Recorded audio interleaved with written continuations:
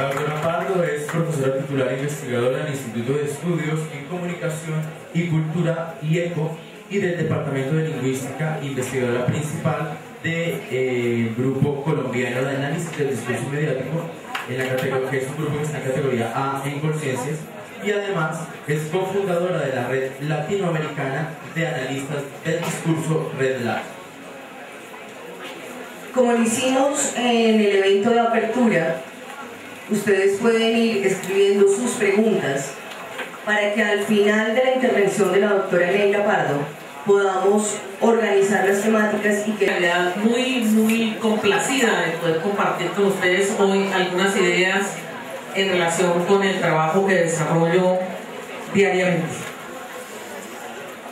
El trabajo que les voy a presentar hoy es el resultado de una fase exploratoria de una investigación que hemos iniciado este año. La última que realizamos, tenemos un libro en impresión que se llamará Discurso en la Web, Pobreza en YouTube. Y este trabajo va a versar básicamente sobre un problema fundamental de la sociedad colombiana, vigente y coyuntural políticamente, en términos de que estamos frente a la aprobación de la ley de tierras, o ley de víctimas y restitución de tierras, el 1448, y estamos frente a una coyuntura muy importante que está relacionada con todas las acciones discursivas que van a reglamentar esa ley.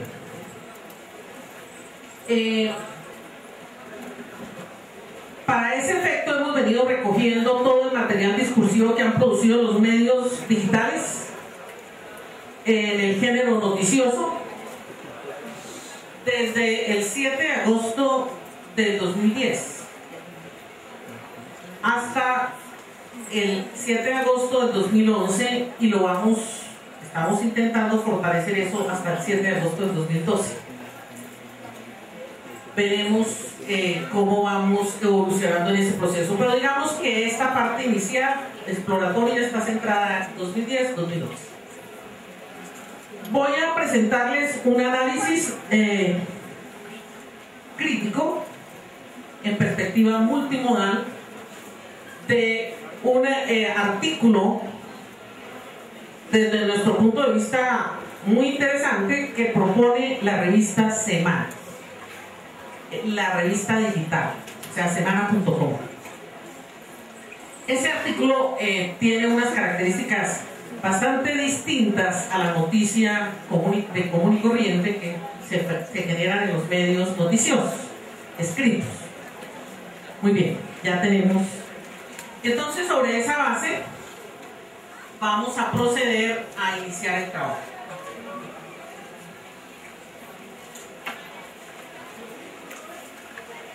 Ahora soy yo la que estoy revisada con el asunto técnico.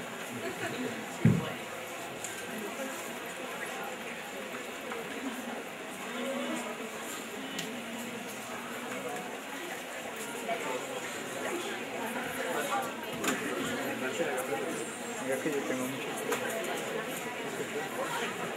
es que lo vamos a hacer en paralelo porque no tenemos el cable que une los dos.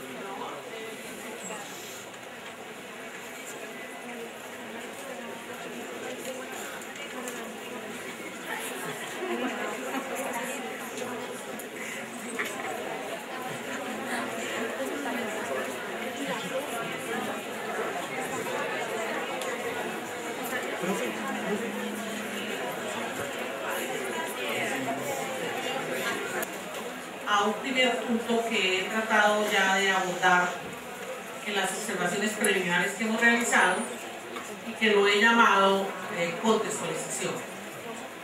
Vamos a entender por el concepto de contextualización básicamente ese conjunto de saberes que requerimos y que para poder otorgar sentido a lo que intentamos interpretar en términos de que se producen algunos significados que son capaces de condicionar los significados que estamos tratando de elaborar.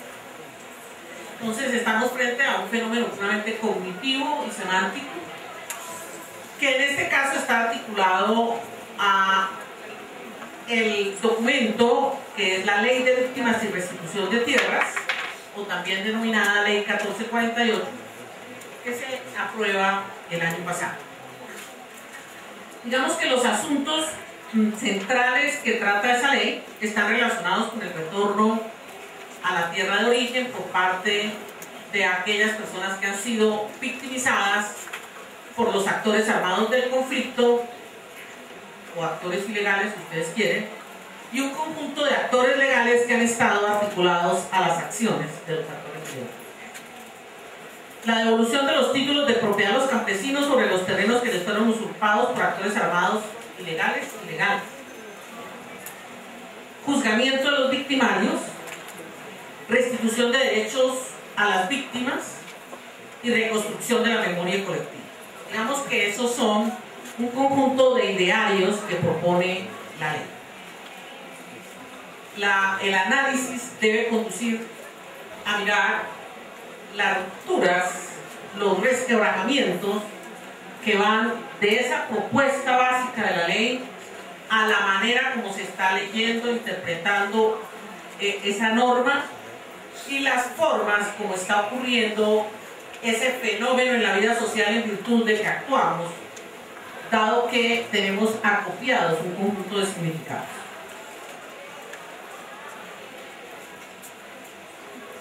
Sin duda, la defensa de esos idearios que hemos señalado en la ley impone que quienes estamos vinculados con los estudios del lenguaje, y particularmente quienes están vinculados con los procesos de producción, diseño y distribución del conocimiento que circula por una cultura, en el caso nuestro a través de los medios masivos de comunicación, hablando de las culturas occidentales, pues exige que entremos a participar activamente y que seamos parte de esa sociedad que es capaz de ejercer una veeduría que contribuya a fortalecer los procesos que se puedan derivar de la implementación de esa ley. Ese es un ideario que también de alguna manera marca el proceso que vamos a seguir aquí.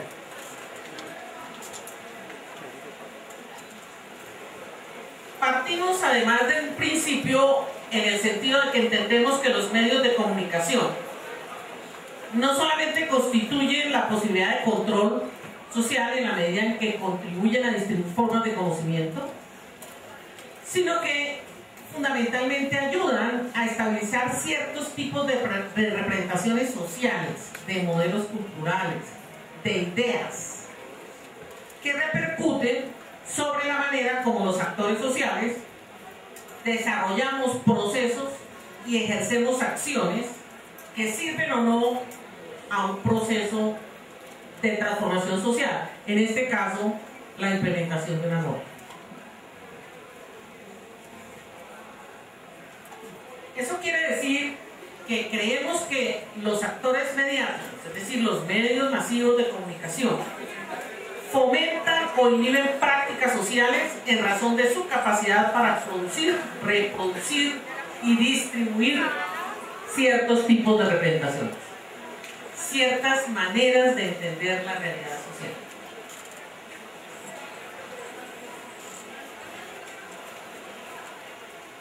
En ese orden de ideas, esta investigación pretende alcanzar los siguientes objetivos: dar cuenta de la forma como se formulan representaciones sobre el despojo de tierras y propiedades, lo cual generó a lo largo de un proceso histórico ya bastante largo, desplazamiento forzado. En segundo lugar, abordar representaciones sobre cooperación que fomenta un tipo de ciudadanía disfuncional al empoderamiento colectivo. ¿No? Ahí me refiero concretamente a políticas asistencialistas donde es que vamos a hacer 100 casitas pero olvidamos que en el marco de lo que estamos señalando, la población colombiana puede ser algo así como el 60% que no dispone de casa propia. Entonces la pregunta es: 100 casitas, ¿qué solucionan? 5 o 20, lo que prometan independientemente, se la vamos a dar regaladita, se afanen y les vamos a dar un pedacito de tierra. Eso está articulado a una manera particular de entender el mundo y de afrontarlo de una forma especial. Se identifica el tipo de subjetividad política fomentada y el efecto sociocultural que dicha manera de representar la realidad implica para el desarrollo de la vida social y política colombiana. En este punto quiero reivindicar algo que mi antecesor muy brillantemente señaló en varias oportunidades: los estudios críticos del discurso en general y el discurso crítico del discurso multimodal está comprometido con unas posiciones políticas bien determinadas. Hay un planteamiento y un compromiso con la búsqueda de transformación de las maneras como leemos la realidad social, y en consecuencia estamos en la búsqueda de configurar discursos que de alguna manera contribuyan a transformar lo que somos y lo que se ha venido estableciendo como identidad de una cultura. Sobre esto ya les hablé también un poco. Vamos a explorar un artículo de semana.com articulado a la coyuntura política de la aplicación de la ley, que se tituló Un año en el Salado y que se publica el 4 de diciembre del 2010. Es el informe especial sobre tierras. Les recomiendo que quienes puedan consigan el documento porque es un documento muy interesante, tiene muchas facetas y muchas cosas para ser allí observado. El artículo se organizó en esa sección de opinión que la revista en su momento para este número especial ubicó, en el caso de este artículo, Un año en el Salado, en la sección Responsabilidad Social.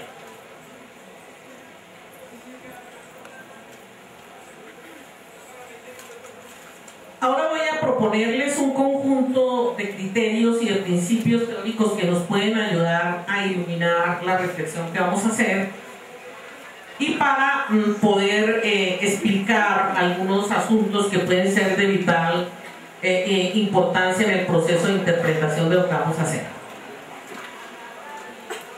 Vamos a partir de un presupuesto inicial que indica que todos los discursos contemporáneos, y estoy hablando siempre de la cultura occidental, más, comillas, normalizada, se expresan, dan cuenta de los cambios culturales que han redundado en el hecho de que los fenómenos expresivos sean cada vez más complejos y los recursos semióticos que se involucran se amalgamen de maneras cada vez más sutiles y diversas. Aquí hay dos asuntos fundamentales que quiero señalar. Por una parte, estamos hablando no de análisis de lengua solamente.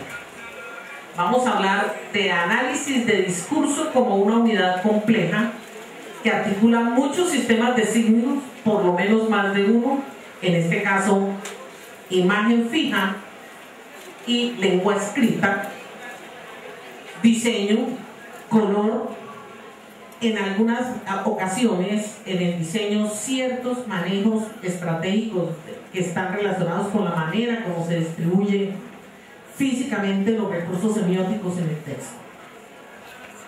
A eso vamos a llamar discurso multimodal. Ese discurso que es capaz de conjugar más de un sistema sísmico. Y cuando hablamos de sistemas sísmicos estamos hablando del sistema de la lengua, de sistemas sonoros no lingüísticos como la música, los ruidos ambientales, el silencio, de sistemas sísmicos gráficos, líneas, formas, de sistemas sísmicos que nos permiten reconocer texturas, color, tóricos, visuales, sean fijos o móviles. Bueno, eso sería básicamente el carácter multimodal del discurso, articulación de más de un sistema sísmico en la producción de significado. Y eso es de vital importancia porque los estudiosos del lenguaje con mucha frecuencia nos centramos mucho, y especialmente los que somos lingüistas, en el estudio de la lengua. Pero olvidamos que la construcción sísmica de una noticia, de un noticiero de televisión, de una entrevista televisiva, de un programa de recreación, lo que ustedes quieran, está siempre pasado por la articulación de muchos sistemas de signos. Y si interpretamos solo uno, pues probablemente estamos abandonando parte importante de la manera como significa ese discurso. Por esa razón hemos pensado que se vuelve de vital importancia articular en el proceso interpretativo todos los sistemas sísmicos que están circulando en un discurso determinado, en una circunstancia concreta y a propósito de unas condiciones específicas. Pero es más, los discursos contemporáneos, a más de ser multisísmicos, se están convirtiendo cada vez más en discursos multimediales. Eso quiere decir que articulamos en el proceso de producción de significado tecnologías distintas. Si nosotros miramos la revista Semana.com, el periódico El Tiempo, El Espectador, cualquier periódico que ustedes quieran de aquí o del exterior, con frecuencia se van a encontrar que una noticia incluye un video, una infografía, imagen fija, un diseño gráfico muy particular, etc. Todo eso es tecnología articulada a la producción de un significado. No es al azar que a alguien se le ocurre ponerle a una noticia un video o poner un conjunto de fotografías, así la fotografía sea reciclada, como suele suceder en los medios. Una misma fotografía puede estar al servicio de 50 noticias distintas, ¿no? Bueno, lo de 50 es una exageración, no es cada dos. Se reitera. Dejémoslo en ese punto. Muy bien. Entonces, para poder abordar esa complejidad sísmica que estoy proponiendo y que está siendo parte del uso natural, normal y cotidiano de lo que nosotros hacemos cuando interpretamos un discurso, pues tenemos que hacer acopio de unas posiciones teóricas interdisciplinares. O sea, ya no podemos abordar los discursos solo desde la lingüística, o en otro momento solo desde la semiótica, sino que se hace necesario que empecemos a hacer conjunciones teóricas que nos permitan mirar esa complejidad discursiva desde la complejidad que impone la construcción de categorías interdisciplinarias. Muy bien, entonces a propósito de eso lo que les señalo es: 1. Vamos a posicionarnos interdisciplinariamente. 2. No hay una metodología establecida, determinada, formulada por alguien para hacer estudios críticos del discurso o para hacer estudios críticos del discurso multimodal. Eso no existe. Sobre esa base, entonces, nosotros tenemos que ir construyendo tanto categorías como categorías teóricas, como recursos y posicionamientos metodológicos que deben estar articulados básicamente al comportamiento del corpus, que nos sirve de punto de referencia para la reflexión que vamos a hacer. Tampoco los estudios del discurso son una metodología, eso se suele decir por ahí, ¿no? Con frecuencia. No es que voy a usar la metodología de los estudios críticos del discurso, y la pregunta es eso: ¿y en dónde encontró eso? ¿Quién la formuló? Déjeme ver a ver cómo es eso, porque yo no lo conozco. Y entonces empieza uno a descubrir que la gente confunde unos planteamientos, unos posicionamientos teóricos con unas etapas de análisis o cosas así. Bueno, entonces vamos a revisar eso y vamos a reconocer además cuáles son los efectos semióticos. Cuando hablo de efectos semióticos me estoy refiriendo a las maneras como se transforman los significados en razón de esa conjunción multimodal y multimedial.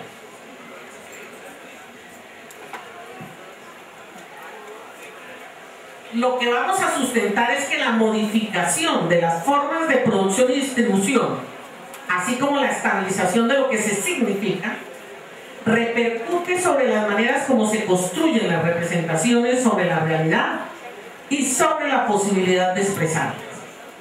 De esta manera, la semiótica y los estudios multimodales han formulado marcos interpretativos para la significación humana, para poder darle un sentido a lo que proponemos. Los análisis de la semiosis, es decir, todos los procesos de construcción de significado, se abordan en relación con los sistemas sígnicos que se involucran en situaciones de interacción concretas y en relación con las estructuras sociales en donde se producen y se interpretan y las instancias históricas que los determinan. Esa es la razón por la cual iniciamos reconociendo dónde están aquellos discursos que pueden estar determinando el significado de lo que vamos a analizar.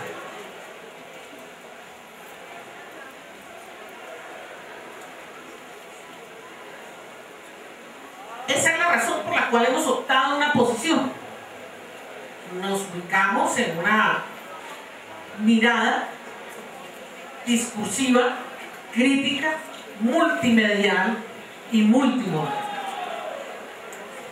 Eso se sustenta sobre el hecho de que el discurso que vamos a analizar está anclado a la web y que ese hecho hace que tengamos que reconocer ahí, en este lugar específico, en este momento histórico determinado, una serie de características que exigen la organización de categorías que permitan reconocer cómo se está configurando el significado, qué es lo que se propone y de qué manera se orienta la comprensión de la realidad social.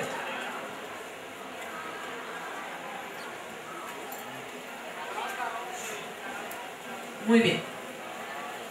Ahora vamos a hablar un poco de cómo empiezo a entender en un primer momento ese fenómeno articulado a esos lineamientos teóricos que hemos señalado. Nos preguntamos de qué se trata cuando se habla de la restitución y la reparación a las víctimas. Se está hablando de organizar unos corredores estratégicos de territorios concretos, se está hablando de control territorial, se está hablando de un proceso de cómo recuperar o transformar eso que se está llamando la victimización de los pobladores de ciertas regiones periféricas del país donde se ha instalado de una manera contundente el conflicto armado. Esa serie de preguntas tienen que estarse articulando necesariamente al hecho de que en este país, cuando se ha venido reflexionando sobre el desplazamiento forzado, la violencia, la violación de derechos humanos, que son asuntos que están siempre muy cohesionados y que coexisten en la problemática del conflicto armado colombiano, son factores que sin duda nos obligan a pensar que eso está deteriorando la vida y las condiciones de calidad de vida de ciertos sectores poblacionales muy importantes, en razón de que tienen una ubicación que históricamente ha estado siempre marginada. O sea, no es gratuito que el conflicto armado esté en el Chocó, en el Amazonas, en ciertas zonas de la Orinoquía. Eso no es gratuito. No es gratuito que las FARC o los paramilitares se instalen de una determinada manera en ciertas zonas de Antioquia o del Valle del Cauca o de los Llanos Orientales. No, es porque hay unas razones de orden histórico que han hecho que esas regiones no solamente sean periféricas, sino que se hayan construido históricamente y se hayan urbanizado de manera distinta. Ese hecho dio cuenta por primera vez en este país, en la historia de este país, que los actores armados del conflicto se localizaron en ciertas regiones en virtud de que tenían necesidad e interés de hacer control de ciertos territorios para efectos de poder desarrollar ciertas actividades académicas, económicas, ¿qué tal el lapsus? Casi igual, ¿no? No, para nada. Bueno, ciertas actividades económicas en ocasiones claramente apoyadas por instancias del Estado, por empresarios nacionales e internacionales, etc. Entonces, estamos hablando de una fenomenología que incluye acciones tanto legales como ilegales. Entonces, si ustedes miran, cuando uno habla de narcotráfico, contrabando, extorsión, masacres, crímenes de lesa humanidad contra ciertos sectores, etc., está hablando claramente de actos ilegales. Pero si habla de agroindustria, minería a gran escala, explotación económica de recursos naturales, está hablando de otra cosa. Está hablando de la conjunción de intereses de grupos económicos claramente detectables, reconocibles, que tienen claramente propósitos de apropiación de recursos con fines de lucro. Entonces hay unos intereses económicos fuertes en este problema. Y eso va a determinar todo lo que estamos hablando, de lo que vamos a interpretar sobre lo que se propone sobre este fenómeno. Y cuando hablamos del problema que atiende la ley, que es el desplazamiento forzado y la reparación a las víctimas o a aquellos que no tuvieron la suerte de ser desplazados, sino que simplemente están muertos, cuando hacemos eso, tenemos que estar pensando que no es solamente un efecto de la guerra, no es solamente el resultado de que allí en una determinada región se logró instalar un grupo armado ilegal al azar. No, tenemos que pensar algo más que eso. Es que allí también se instalaron unos intereses, unas maneras de proceder y se configuraron un conjunto de acciones económicas que estaban sustentando la acción de esos grupos ilegales. Y no solamente se produce desplazamiento forzado, se producen formas concretas de destierro, ¿cierto? y se concretan formas diversas de despojo. Esas acciones que son conjuntas, articuladas a una problemática que ya hemos venido describiendo, hace que esos grupos tengan claras pretensiones de tener un dominio y un poder en el orden económico, social, político, etc. Cuando uno mira las cifras, podría aterrarse, pero debo decirles que las cifras dicen poco realmente de la realidad del país. Por ejemplo, en un dato oficial que tenemos, se señala que entre el año 2001 y el 2007 había 3 millones y algo más de personas víctimas de desplazamiento. Ahí no se incluyen a los que mataron por la misma razón, ¿cierto? Y a aquellos que no están registrados en las cifras oficiales.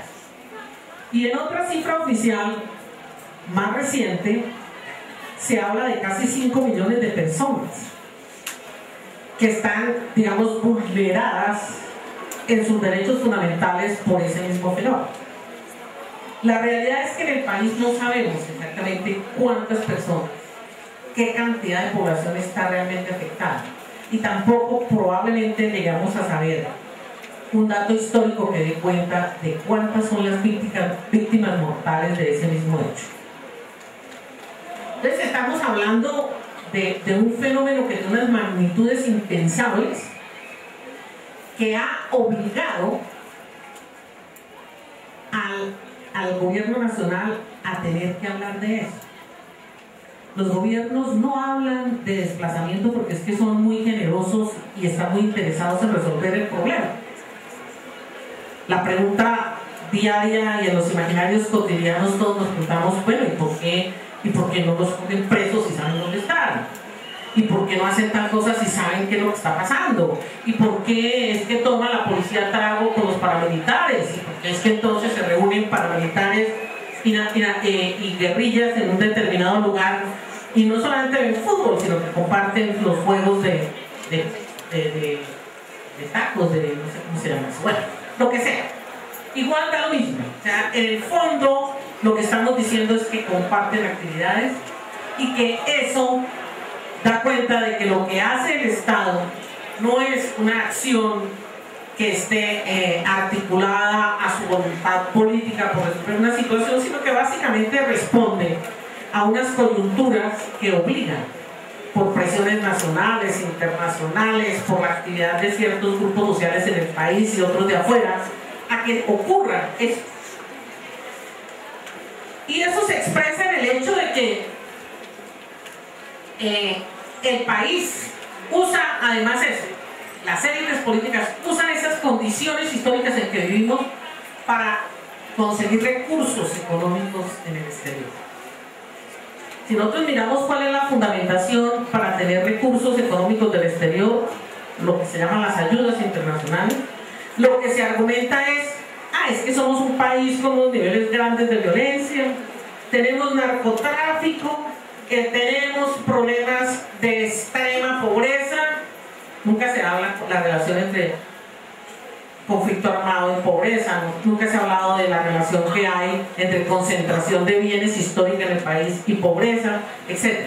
Pero sí, a la hora de tener que pedir recursos en el exterior se habla de eso. Entonces ahora pedimos recursos para poder resolver el problema de los desplazados.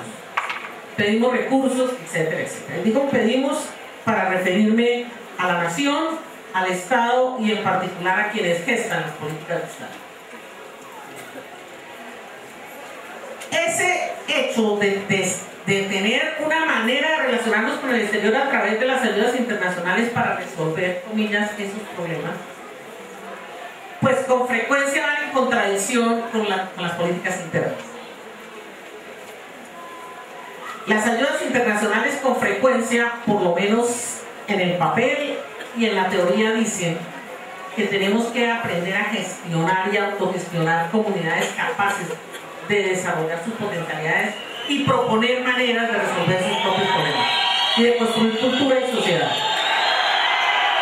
Sin embargo, nosotros nos encontramos con políticas muy bien determinadas, como la política de seguridad democrática, que está todavía vigente en alguna medida, en donde lo que se propone son otras cosas. Hay que dar una limosnita aquí, hay que regalar una cosita allá, hay que poner una curita más adelante, y ahí estamos hace muchos años en ese proceso.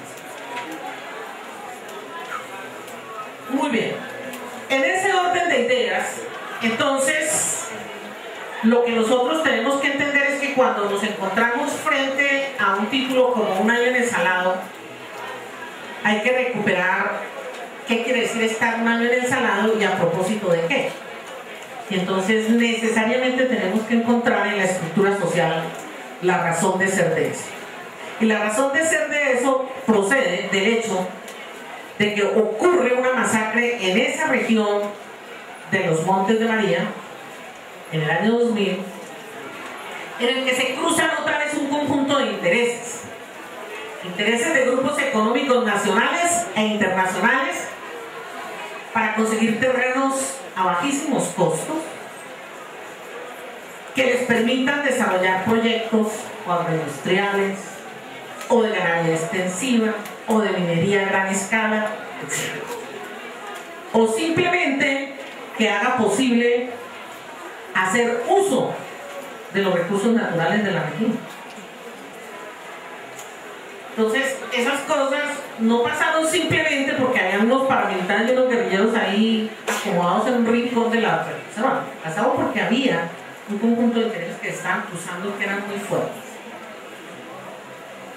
Por otra parte, en el caso del Salado, el otro interés fundamental era la consolidación de los grupos militares, de paramilitares en esa región, pero los militares también, pero los paramilitares, en razón de que allí se podía hacer un corredor estratégico que permitía recorrer fácilmente regiones que van, o espacios geográficos que van de Venezuela al Pacífico y al Atlántico. Es un corredor estratégico fundamental. Y eso incluía parte del negocio, o sea, armas, narcotráfico, entre otras. Se articuló a ese conjunto de masacres, pero fundamentalmente en el Salado, la idea que se conjugó entre las fuerzas de seguridad del Estado y los paramilitares para intentar definitivamente erradicar de la zona a las guerrillas.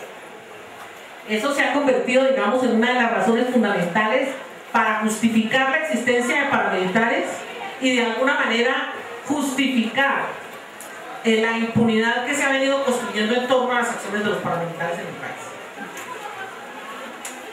Por otra parte, muchísimas empresas multinacionales expresaron claramente en su momento a los paramilitares, básicamente, el interés que tenían en los territorios.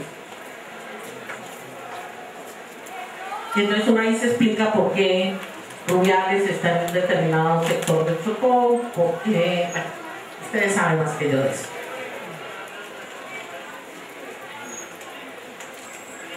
Para quienes no saben, entonces la masacre del Salado ocurre entre el 16 y el 21 de febrero del 2000, un total de 60 víctimas en los municipios del Carmen de Bolívar, Ovejas y Cobra. Toda la zona de los Montes de María están involucrados en eso. ¿Por qué ocurre la masacre concretamente ahí en el Salado, que es un pueblito aparentemente, era un pueblito aparentemente insignificante en el país? Por su ubicación geoestratégica, por hacerse al control territorial, ya lo señalé, por tener un corredor de movilidad que era fundamental, no solamente por razones políticas, sino sobre todo por razones económicas.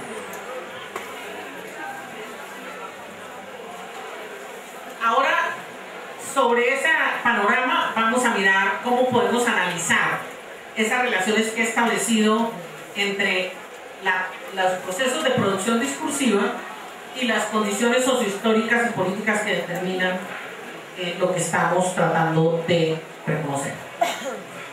Digamos que vamos a explorar el corpus reconociendo representaciones que tienen esas dos características que ya he señalado, y además teniendo siempre en mente que cada vez que hacemos un análisis de discurso, lo que estamos es tratando de capturar, de entender, de apropiar formas de conocer y las maneras como estamos construyendo culturalmente nuestra manera de proceder, o nos estamos construyendo como seres humanos en la cultura.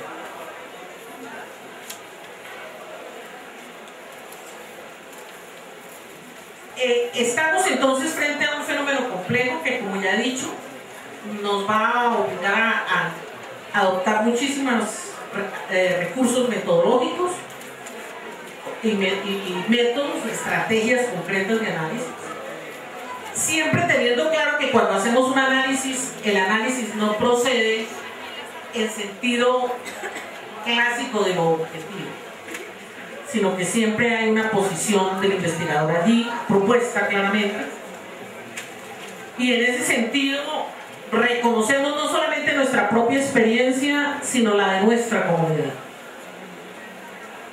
Creo que el hecho de que yo me esté dirigiendo a ustedes y les pueda decir que ustedes saben de eso, ustedes conocen tal cosa, estoy haciendo reconociendo, lo que estoy haciendo es reconocer el carácter intersubjetivo que tiene todo proceso discursivo, porque lo que estoy haciendo aquí también forma parte de un proceso discursivo. De manera que lo que vamos a intentar entender es cuáles son las racionalidades que están allí involucradas, qué tipo de valores se formulan, de qué manera se construyen y se reconocen esos idearios o no idearios que están allí propuestos, y qué tipo de imagen, si ustedes quieren, qué tipo de representación se propone para que comprendamos eso.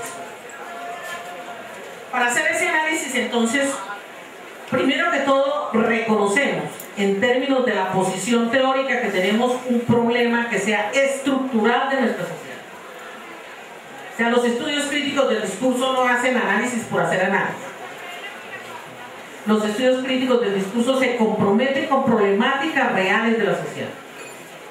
Y en este caso hemos señalado ya con toda suficiencia, creo, por qué razón estamos trabajando sobre un tema como el despojo de bienes. En segundo lugar, describimos el corpus e identificamos las categorías y las relaciones que tejen el proceso de producción de significado. O sea, ya hemos venido diciendo varias cosas. Tenemos unas categorías de orden semiótico, unas de orden lingüístico, unas que están articulados a los problemas sociológicos propios de la sociedad, otros que están articulados a las categorías teóricas que proceden del hecho de que los discursos son multimodales y multimediales.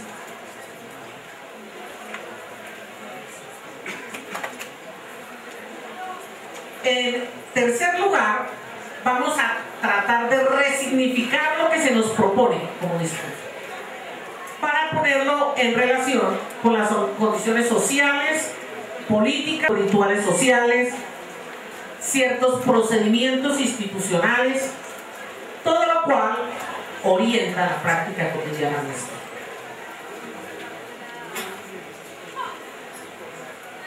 De esta manera, lo que hacemos es dar cuenta de las consecuencias sociopolíticas de un hecho discursivo en particular, desentrañando las relaciones que van de los universos simbólicos, o sea, de los discursos construidos de una determinada manera, con el ejercicio de poder que nos podemos atribuir los actores sociales.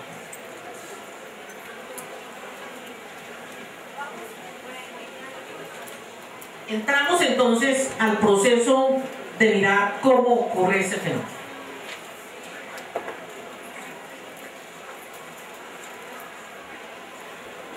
Digamos que sobre la base de lo que hemos venido señalando, las primeras relaciones que vamos a encontrar en los discursos mediáticos, para el caso concreto del análisis que vamos a hacer aquí, es poder reconocer la funcionalidad del medio a los organismos de ejercicio de poder político que se establece en el momento determinado, o de poder económico que están, digamos, reconocidos en una comunidad. ¿Cómo se hacen esos procesos de cooperación?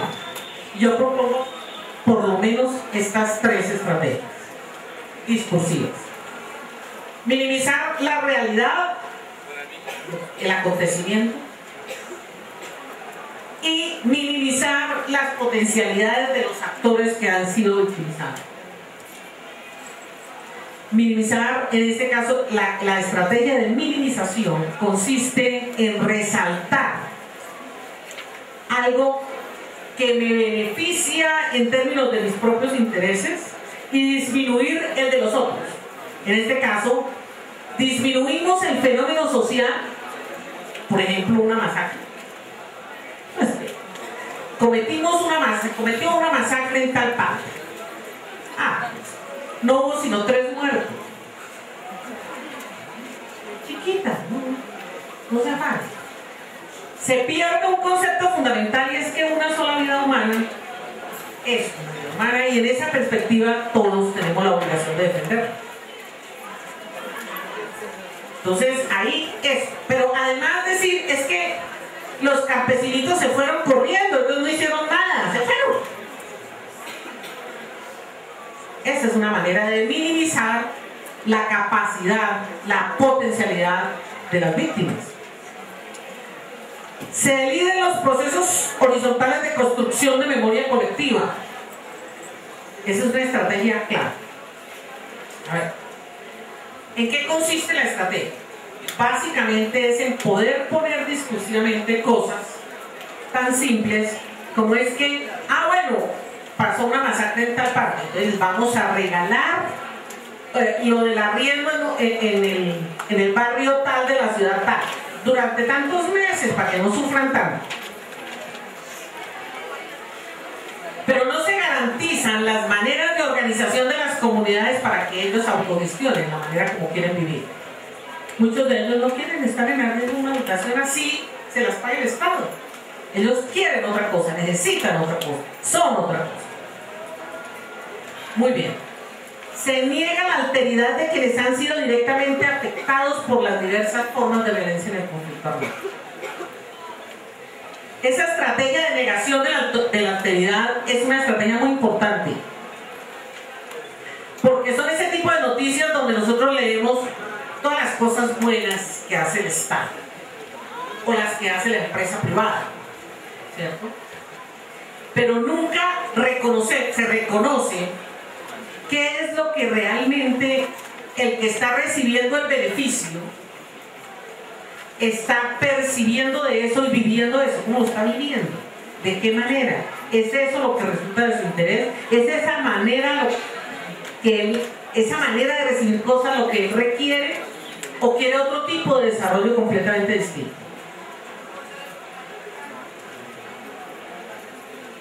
En la noticia que vamos a analizar, entonces vamos a encontrar una serie de asuntos temáticos que se vuelven claves para la comprensión del problema de la victimización, que en el caso de la noticia concreta apunta a temas como la salud, la justicia, la educación, la movilidad, pero sobre todo las relaciones exteriores, desde donde se espera poder dar cuenta de lo que está pasando en el país y poder señalar los efectos que eso tiene para la vida colombiana. La noticia no tiene un periodista responsable, no hay un investigador responsable. Se hace una atribución institucional. De manera que cuando uno lee la noticia, lo que tiene que inferir básicamente es que lo que se propone allí es de la responsabilidad social de la institución que está asumiendo eso. Cuando se firma, cuando el periodista firma o el investigador firma, lo que allí se publica es responsable de lo que dice. En este caso, no. Se trata de una responsabilidad colectiva e institucional. Entonces es un documento, básicamente, esperaría uno de orden colectivo. No sabemos. Como lo señalé ya y ustedes lo vieron al principio, la noticia conjuga recursos visuales y verbales. Visuales gráficos, la fotografía fija, y una fotografía que no es una fotografía, en realidad es un plano de una propuesta que ellos tienen ahí. Ahora lo vamos a ver. Y digamos que lo que ellos proponen en esa relación que va de lo verbal a lo visual es contribuir a la reconstrucción de un tipo de acontecimiento que afectó a un grupo de la sociedad y configurar una estrategia de contextualización que les sirva de plataforma para la propuesta que ellos desarrollan. En este caso, la estrategia de contextualización que propone la noticia, porque supuestamente hace una reflexión histórica, por eso los invito a que la lean, se entiende como una producción y reproducción deliberada de ciertos tipos de representaciones que dan cuenta del escenario social en donde ocurre la masacre y que permiten enmarcar a quienes quedan involucrados como actores discursivos, ya sea porque tienen voz o porque están representados.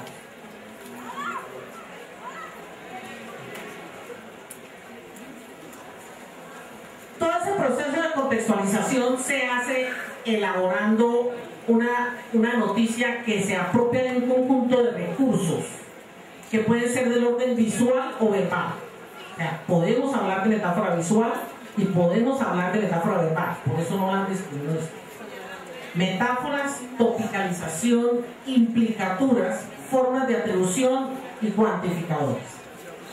Y las estrategias que se construyen con esos recursos semióticos es básicamente espectacularizar, es decir, recurrir a los sentimientos y a las formas de percibir emocionalmente algo para evitar controversia.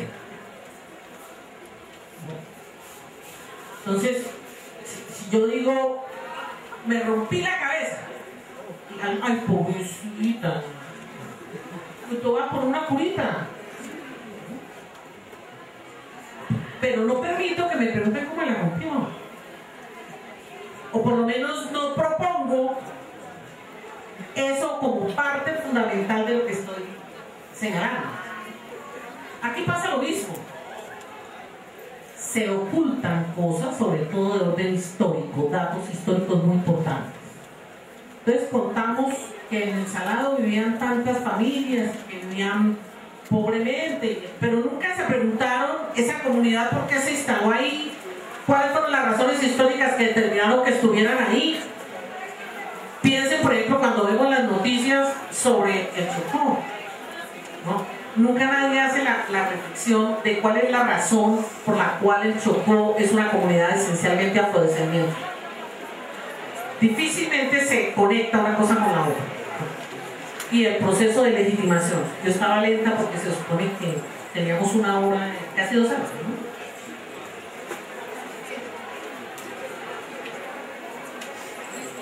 Tú me dices y yo paro donde sea. Bueno, en el desarrollo de estas estrategias se hace una reconstrucción supuestamente del pasado. Se pretende proponer un referente de memoria. La historia está construida así, por pedacitos. Nunca se cuentan las raíces de la cosa. No hay unas relaciones de causa-efecto claramente establecidas. No se formulan las razones históricas por las cuales ocurren ciertos fenómenos en ciertos grupos sociales.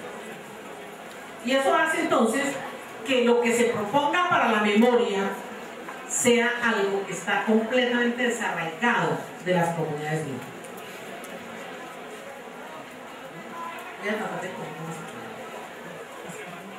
Si uno mira la noticia, en el orden de lo visual hay 4 fotografías fijas, todas a color, todas en plano general, que básicamente describen lugares que se proponen emblemáticos y que pretenden evocar ciertos saberes asociados justamente con la masacre, que es perpetrada básicamente por los paramilitares, y se usa la fotografía y desde luego el discurso verbal para hacer una propuesta de, comillas, superación. Están en ese orden. Entonces, primero la cancha, después la acción colectiva supuestamente de una comunidad tumbando una casa, luego la propuesta de la nueva casa y luego la actividad laboral que se propone que debe seguir desarrollando el pueblo o la comunidad. Desde el titular y básicamente en ese párrafo primero que se vuelve como el lead del acontecimiento o de la noticia, lo que se hace es fundamentalmente focalizar al actor comunicativo que se supone que es el responsable de todo el proceso que se elabora a través de esa noticia. En este caso se trata de las empresas privadas a las que se autodenominan entidades filantrópicas, y en particular se resalta el papel de la Fundación Senado. Entonces la primera pregunta que se hace, ¿es una noticia o es un acto institucional de publicidad o publicidad institucionalizada de propaganda? Bueno, no, eso lo podemos debatir después. Cuando uno mira en la secuencia de la fotografía fija, uno empieza a mirar de qué manera se construye la fotografía y cuáles son, digamos, los elementos que hacen posible recuperar todo lo que allí está propuesto como elemento de construcción de significado. Primero, el tipo de ángulo, que está tomada desde arriba, y hace que lo que se proponga que veamos es justamente el suelo, ¿cierto? Un enmarcado de paredes, ¿cierto? Una cancha y una capillita allá atrás, ¿cierto? En el horizonte, además, digamos, de proponer que más allá de eso hay una zona verde muy frondosa.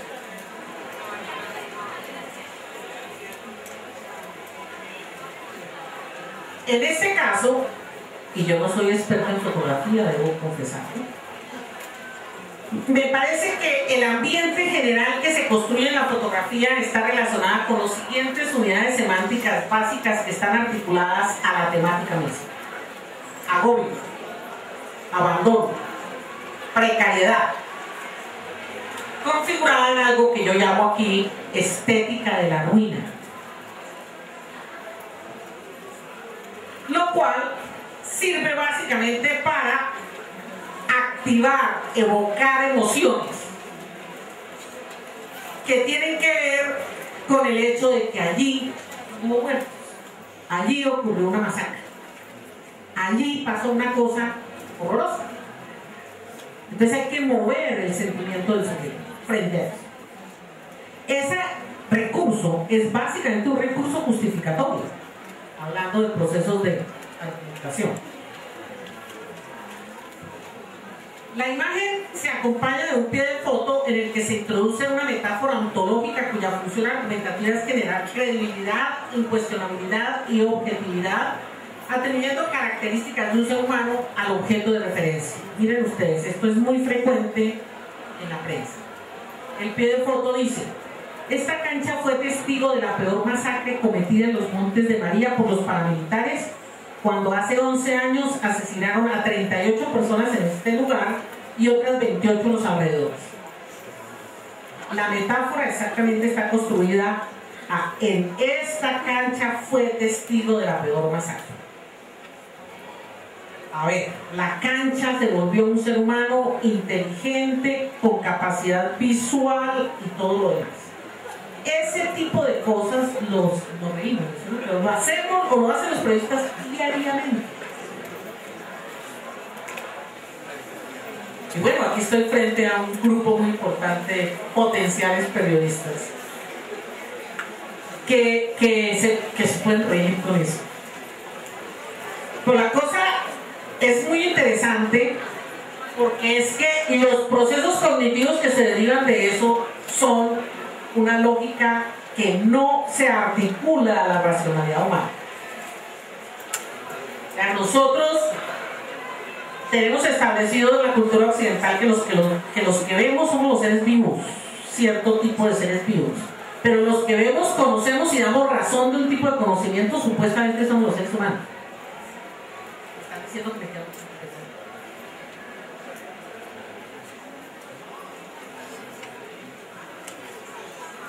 Entonces, tenemos dos cosas conjugadas: una construcción gráfica y un pie de foto que da cuenta de un fenómeno de naturalización, de un fenómeno social a través de objetualizar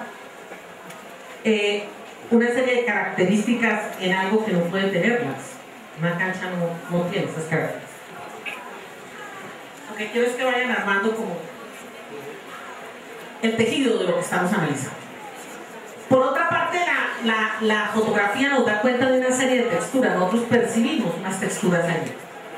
Y esas texturas visuales lo que proponen es que nosotros podemos concretar, hacer tangible lo que se propone gráficamente a través del enfoque, el color y los patrones de líneas y cortes.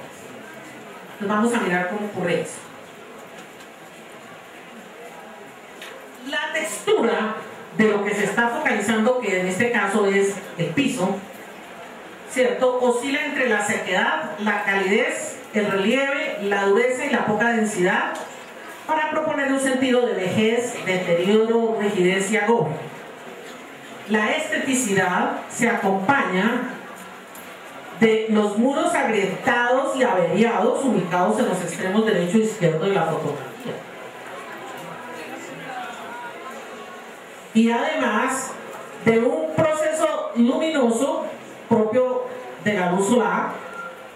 Sospecho que ahí hay un filtro que sirve para la construcción de esa fotografía, que permite observar un cielo completamente despejado,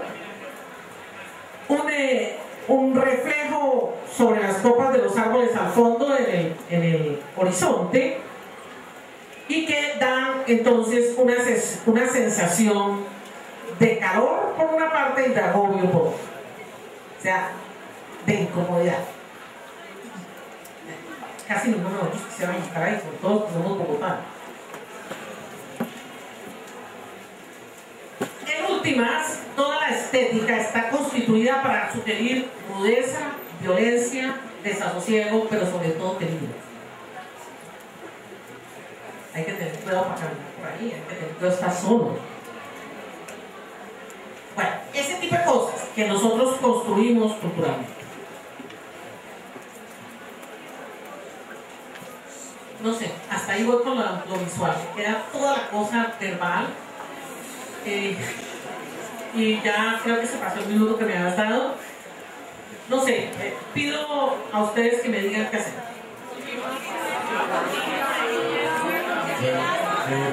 Básicamente tenemos varios asuntos al respecto. Una, la disponibilidad de tiempo del espacio. Y la otra, que quisiéramos poder tener un espacio de debate, justamente aprovechando ya este primer acercamiento que tenemos desde lo visual, para que ustedes puedan formular las preguntas al respecto a nuestra ponente. Bueno, vamos a hacer una cosa.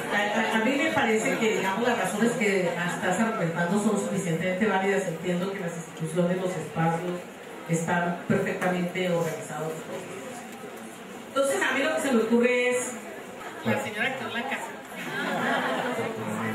Después de todo este análisis realizado, yo le quiero preguntar, en las noticias más recientes, el grupo de Luis Carlos Sarmiento Angulo compró la casa editorial El Tiempo. Todos estos planteamientos y análisis que se realizan convocan a que como periodistas se tenga cierta independencia o cierta racionalidad al entregar una noticia. ¿Cómo hacerlo cuando los medios de comunicación, los más importantes, por estar ligados a sectores económicos muy importantes y muy fuertes en el país, pues necesariamente es evidente que hay una tendencia tanto política y también debe haber pues un favorecimiento, en este caso al mismo tiempo, a la casa editorial El Tiempo? Bueno, hay como dos partes en la pregunta tuya que voy a tratar de bueno, en realidad no es una pregunta, yo creo que es más mi posición frente a eso. En primer lugar, es claro que los medios de comunicación son instituciones que acopian una lógica claramente mercantil, y en esa perspectiva el papel de los analistas es fundamentalmente reconocer esas relaciones que se establecen en este tipo de medios. O sea, no podemos abstraernos del hecho de que el periódico El Tiempo fue por mucho tiempo, históricamente, a lo largo de mucho tiempo, fue un bastión de una clase política claramente instalada en el país, y que eso está al servicio de unos intereses concretos. Entonces yo creo que en los procesos críticos la primera cosa es poder reconocer eso, comprenderlo en todas sus dimensiones.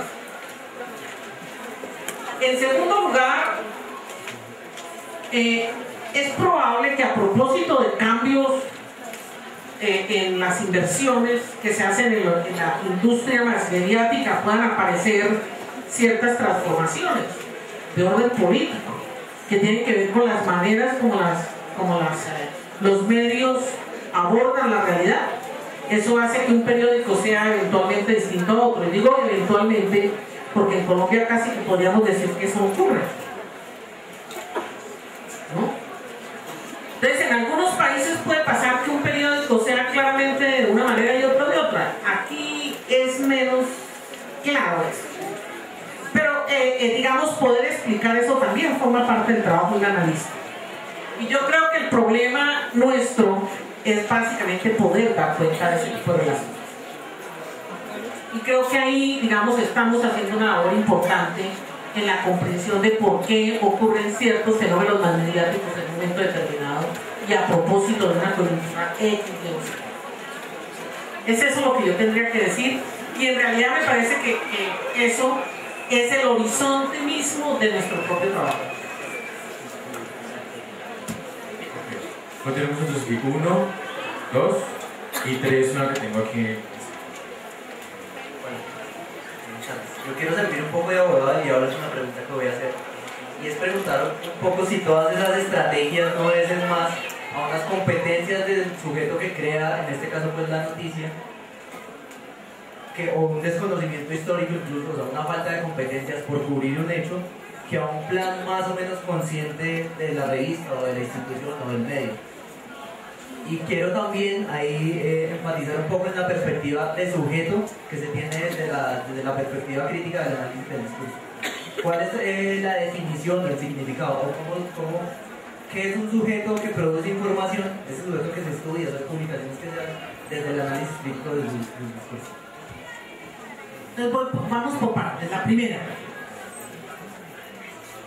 ¿son conscientes, inconscientes? ¿El pobre periodista sabe, no sabe, etcétera? Al respecto voy a subirme a la barca más grande que encontré, que es el lenguaje. El lenguaje es una potencialidad humana de todos. Y todos los seres humanos hacemos ejercicio sistemático del poder en el uso del lenguaje. Todos. Y todos usamos estrategias. A ver, ¿cuál es el que está aquí? Pueda levantar la mano y diga, yo no lo he hecho. Voy a dar un ejemplo. Me quiero ir de rumba un viernesito por la noche, bien chévere, a la mejor discoteca de la zona, no sé cuándo. Pero tengo una mamá un poquito dura. Entonces hay que crear una estrategia. Pero sí, ¿cierto? ¿Y cómo lo hago? Con recursos del lenguaje. Mira, mamá, yo tengo un parcial muy terrible el lunes y me toca estudiar con Pepita. Entonces fíjate, los niños ya hacen acopio de las estrategias del lenguaje. Todo acto lingüístico, por cotidiano que sea, por simple que sea, pasa por la conciencia del sujeto hablante, o quien se expresa, de quien produce el significado. En consecuencia, creer que hay alguien que escriba un artículo de prensa del tipo que sea, del género que sea, y que no sabe lo que está escribiendo, pues resulta bastante extraño. En razón de que es un sujeto humano con unas potencialidades, pero sobre todo es un usuario nato de su lenguaje, de su capacidad de lenguaje. Ese es el primer punto. Ahora, ¿cómo entendemos un sujeto? Nosotros aquí teníamos en el análisis dos categorías para dar cuenta de eso. Una, cuando convierto a un sujeto, un ser humano, en un paciente, en un beneficiario de algo. Entonces no lo dejo que diga, lo represento como si fuera incapaz de hacer cosas, pero yo le doy, lo voy a beneficiar. O lo vuelvo paciente, le doy un puño, ¿no? Entonces lo pongo a sufrir la cosa. O soy el que desarrolla las acciones, los procesos y produzco cosas. Entonces, el sujeto es una potencialidad, ¿cierto? Que es aquel que es capaz de desarrollar acción social en todas sus dimensiones. Y eso lo hace en virtud de que posee un conjunto de recursos cognitivos, psíquicos, afectivos, sociales, etc., que construyen todo lo que es su experiencia individual y colectiva. ¿Listo? Bueno, seguimos.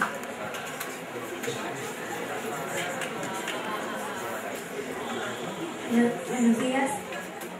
A propósito, pues, como del ejemplo que se trae en Montes de María, y teniendo en cuenta que es una región que además tiene una experiencia de comunicación muy significativa, como lo es el colectivo de comunicación en la 21, yo quisiera saber, no sé si se haya hecho como en el marco de esta investigación, si se ha pensado cómo se está contando desde las víctimas, porque Línea 21 ha abierto la posibilidad de que las personas de Montes de María, a través de los medios de comunicación, sobre todo el audiovisual, pero también algunas experiencias en radio y en prensa, cuenten desde el discurso de víctimas la historia de lo que ha pasado en Montes de María. ¿Se ha analizado ese discurso contado desde esos medios más alternativos y más comunitarios? Bueno, esa es una pregunta interesante que puedo responder parcialmente. La primera cosa que debo señalar es que cuando quienes estamos comprometidos con los estudios críticos del discurso hacemos análisis que tienen como propósito la transformación de lo que ocurre en una sociedad, estamos necesariamente comprometidos con deconstruir discursos hegemónicos y proponer la construcción de discursos antihegemónicos. Entonces, en el caso del que tú propones, en Colombia sé que hay muchas experiencias de ese orden que son muy importantes, desde nuestro punto de vista son esenciales. Pero ojo a lo que voy a decir, ¿qué es lo que la gran minoría que accede a los medios sabe, conoce? ¿Qué es lo que efectivamente con frecuencia el colombiano común sabe y a través de quién? Sin duda, el medio de comunicación hegemónico es el que construye opiniones públicas. Opiniones públicas, ¿no? En plural. Opiniones públicas. De manera que el grupo de memoria histórica de la Universidad Nacional tiene unos trabajos maravillosos sobre la manera como las víctimas narran sus propias historias. Y ese grupo está propendiendo por la construcción de memoria histórica en una perspectiva completamente distinta a la de la Fundación Semana. Desde luego, hacer una investigación que contraste dos puntos de vista como esos sería muy importante. No se ha hecho. Pues hay un campo muy amplio ahí de trabajo. A mí lo que me parece es que vale la pena resaltar que es en los medios, en las instituciones hegemónicas, en los medios masivos hegemónicos donde están circulando las maneras como conocemos la realidad social nuestra. Y que eso está determinando las maneras como conocemos e interpretamos nuestra realidad.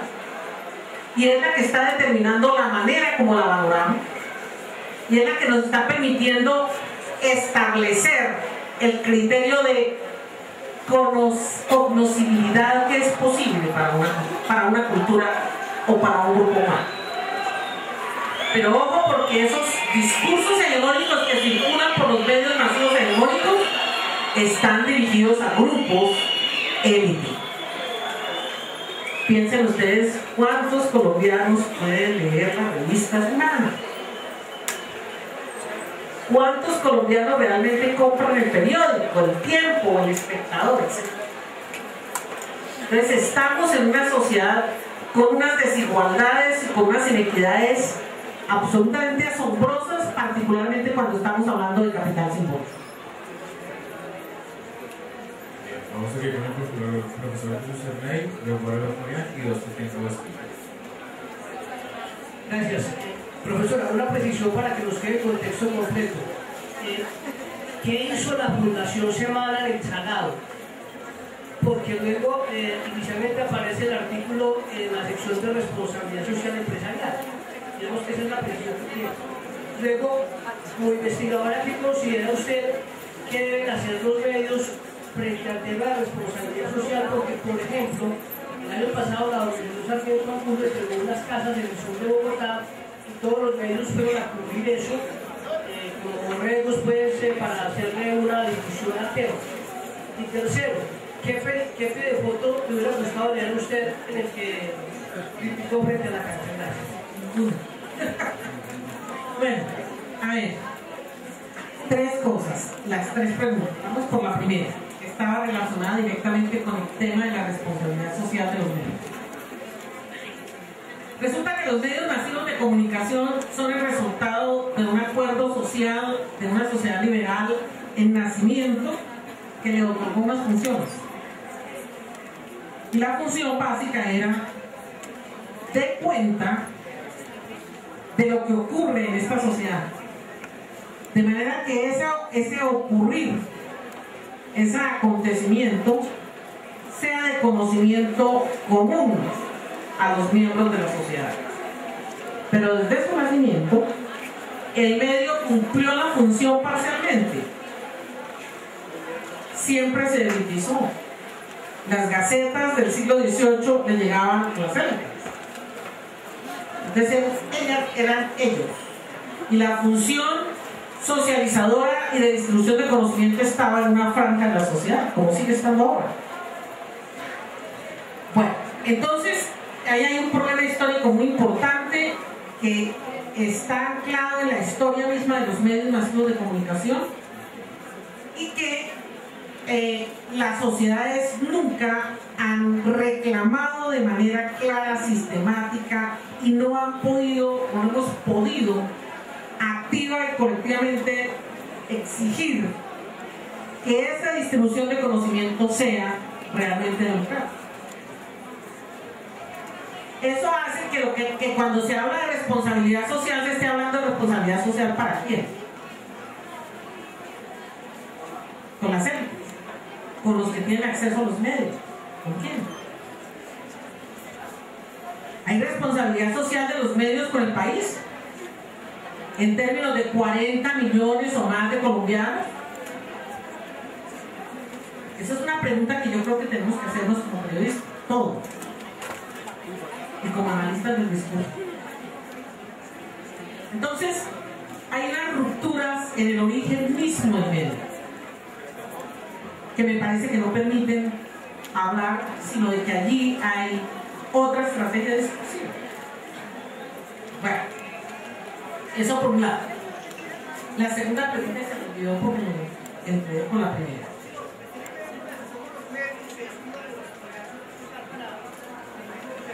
Bueno, entonces, el proceso de distribución de los acontecimientos sociales y su visibilización. Ese es un punto también neural. ¿Qué es exactamente lo que los medios muestran? Los acontecimientos sociales que evidentemente ocurren en una comunidad, o aquellos que sirven funcionalmente a ciertos propósitos, o de orden económico, político, social. Eso explica por qué asuntos que son fundamentales en la vida de un país nunca están mediatizados. Pero sí se mediatiza el reinado de la panela, porque es que eso sirve a unos intereses específicos, diarios, de un grupo socioeconómico, además de constituirse en una estrategia sin duda de no responsabilidad social, justamente. Digamos, los medios masivos de comunicación no están cumpliendo esa función primigenia que los articuló originalmente a la sociedad. Ese es el problema. No sé si te contesté todo lo que faltaba. El pie de foto. La respuesta básica te la di desde el principio. Yo no hubiera usado ese pie de foto, porque es que el pie de foto, había que decir exactamente qué es lo que se mostró allí. El pie de foto se supone que es una explicación básica de lo que se representa en la fotografía, y en consecuencia debe tener carácter amplificativo desde el punto de vista semántico, o sea, debe otorgar una información nueva que le permita una mejor comprensión al lector de lo que haya sido. Pero en este caso, por ejemplo, que la cancha fue testigo, pues la cancha sabe lo que pasó, pues la cancha ni es testigo ni sabe, por una parte, en la perspectiva de una lógica básica, pero por otra parte, oculta una cosa muy importante, y es que ese tipo de fotografía está promoviendo que un conjunto de empresas X, Y, Z inviertan en una casita que les puede costar a todos 50 empresas multinacionales haciendo una casita que les puede costar 5 o 6 millones de pesos, posiblemente menos o más, qué sé yo, que reemplaza el centro comunal del pueblo, que lo hicieron tumbar para hacer eso, y que se está justificando sobre el sentimiento de la gente. Ay, es que eso produce dolor, tristeza, ¿no es cierto? Y todo lo demás. Mientras tanto, todos los que cometieron la masacre están gozando en sus fincas y en sus sitios de recreo, incluido cuando están en la cárcel, de todos los tipos de preventas, ¿no? Y eso que se desarticula de una realidad social que es fundamental. Entonces yo no creo que la casita que les construyeron, que ahora es más bonita porque tiene toda la estética urbana, anclada en un pueblo como El Salado, sea la solución para reconstruir la memoria histórica del pueblo. Yo creo que ahí hay que hacer unas reflexiones sobre eso. Muy bien, ¿alguien más? Los tengo acotados, mire, la gente está yendo de cansancio, por favor. Bueno, quería preguntarte que si teniendo en cuenta que el receptor, en el caso particular de este ejemplo, pues un lector usualmente no se sentaría a hacer el análisis que acabamos de hacer de esta pieza comunicativa